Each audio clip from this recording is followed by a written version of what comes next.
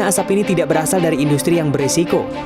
Tercemar limbah pabrik, ribuan ekor ikan di Sungai Cisadane, Tangerang, Banten mati mengambang.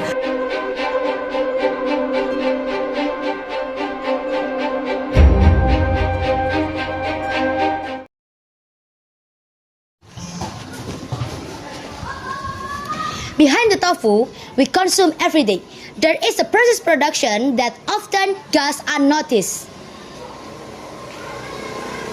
The tofu industry has become one of the growing small-scale business that play an important role in meeting the community food needs.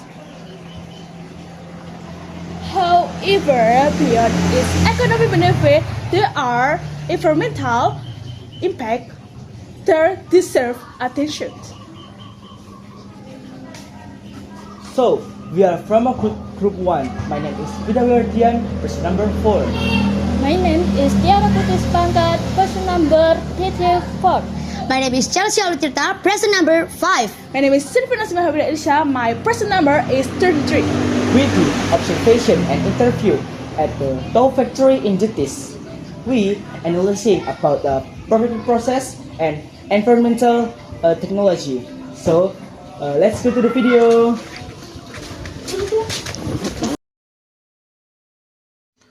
Located in Dusun Wates, Kupang Village, Jetis District, Mojokerto Regency, this tofu factory has been operating for approximately 35 years since the early 1990s. The business was originally founded by Mrs. Sophia and is now continued by her daughter, Soliha, who manage the daily production activities.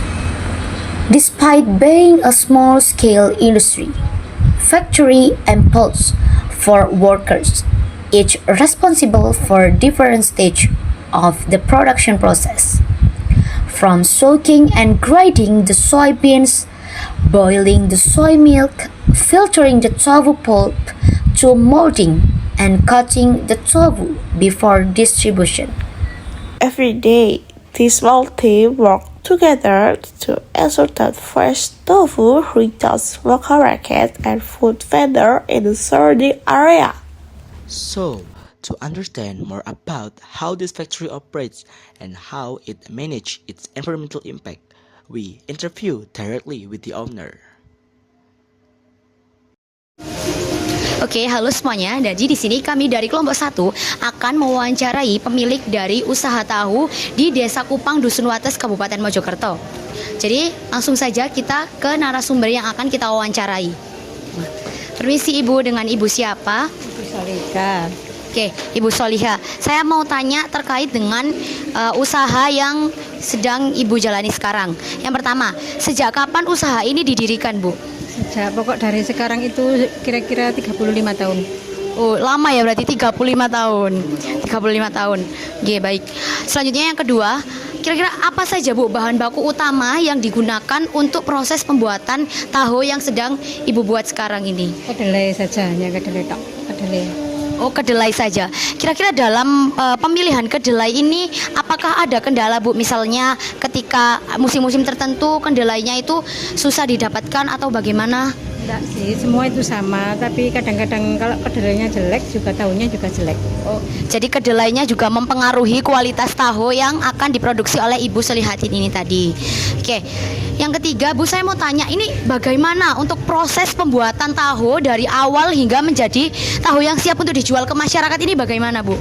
Katanya ya tahu itu diseleb ya, lalu direbus, lalu dicitak gitu, terus diiris-iris gitu, terus besoknya juga bisa digoreng. Langsung bisa digoreng ya Bu. Untuk bahan bakar yang digunakan untuk menggoreng ini bahan bakarnya apa ya Bu? Kayu semua saja boleh, tapi kalau yang milih yang agak murah gitu loh. Pilih yang agak murah. Kira-kira kalau misalkan ke kayu bakarnya susah untuk didapatkan ini, apakah Ibu menggunakan alternatif lain untuk melakukan penggorengan ataupun melakukan produksi di pabrik tahu ini Bu? Nggak bisa, ini harus kayu. Oh, harus kayu. Itu harus kayunya, harus ini bahan bakunya, bakarnya utama itu kayunya harus banyak gitu ya. Jadi kayunya harus selalu ada. Gitu. Kemana saja tahu hasil produksi ini dipasarkan? Itu loh, balong panggang, Gresik gitu loh. Terus sama di rumah-rumah ini. Di rumah stasiun. Ya, ada yang Mojokerto, ya semua pokok semua pelanggan-pelanggan. Ya. Kendala apa yang sering dihadapi dalam menjalankan usaha ini? Oh, kalau listriknya mati itu ya susah, airnya gitu aja. Kendalanya cuma di Ya, airnya. selain itu tidak ada kendala lagi. Sama kalau penghujan gini kayunya basah gitu aja. Jadi harus pakai kayu. Ya. Dan untuk berapa jumlah tahu yang diproduksi dalam satu hari ya Bu ya? Kira-kira 2 kintal kedelai. Terus kira-kira alat apa saja yang digunakan dalam produksi tahu ya Bu? Ya itu kawat buat mencuci, itu mesin buat ini buat penggorengan itu aja. Nah, sekarang saya tanya tentang limbah-limbah ya Bu ya. Jadi kira-kira dari proses pembuatan tahu ini limbah apa saja yang dihasilkan dari proses pembuatan tahu ini? Maksudnya limbah air aja dibuang ke sungai gitu aja. Limbah air. Ya. Terus kalau ada limbah lain nggak selain limbah air? Enggak bersih karena tahu itu harus bersih gitu. Harus bersih. Ya cucinya bersih. Kalau ini masih entahnya itu harus dicuci bersih supaya putih gitu. Iya. Terus selama ini Bu, selama usaha ini berjalan, kira-kira kan di sini kan ada tetangga-tetangga gitu ya Bu ya. Kira-kira ada nggak yang komplain atau merasa terganggu dengan adanya pabrik tahu di sini? Ya, karena semua bersih. Itu kalau sudah selesai itu dibersihkan semua, terus limbahnya langsung ke sungai. Langsung ke sungai. Jadi limbah air yang tadi mengalir di situ langsung Ke dibuang ke sungai. Ya. Terus tadi kan saya ada lihat limbah dari ampas tahunya itu ya Bu ya. Nah, kira-kira limbah ampas tahu itu dibuat apa Bu? Ampasnya itu dibuat makan sapi. Oh, berarti cuma dibuat makan sapi aja? Ya. Nggak dibuat ada yang lain atau apa Bu? Ya. Karena ini kan dijual ke orang sih, tapi ya buat makannya sapi gitu.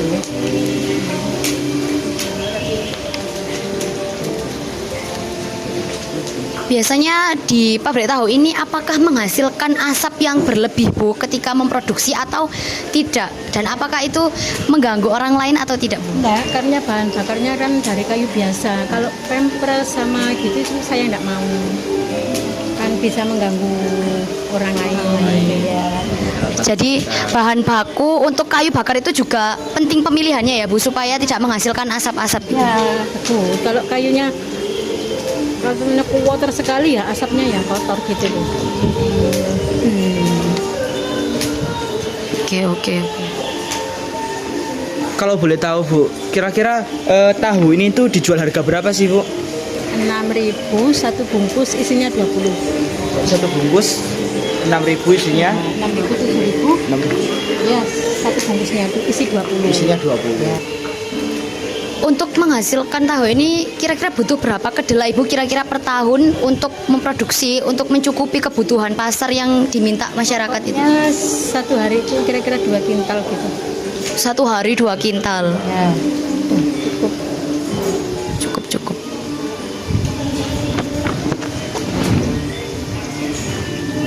Sudah. Itu adalah wawancara kami yang kami lakukan bersama Ibu Sopiah selaku pemilik dari usaha pabrik tahu di Desa Kupang, Dusun Wates, Kabupaten Mojokerto. Based on our interview and direct field observation, this tofu factory operates in relatively clean and organized conditions. The production area is well maintained and a boiling process uses firewood as the main fuel source without burning plastic or other hazardous materials. As a result, the combustion process appears clean, with no excessive smoke that could disturb the surrounding environment. The solid waste in the form of tofu pulp is also reused, mainly as animal feed, reducing unnecessary waste disposal. However, considering that approximately 2 quintals of soybean are processed each day, a significant amount of wastewater is generated. Currently, part of this liquid waste is discharged directly into the river without prior treatment. If not properly managed, this may pose environmental risks in the long term. In addition, during the molding and cutting stage, workers do not consistently use protective equipment such as gloves or proper work clothing. Improving hygiene and safety standards will help ensure better product quality and work protections.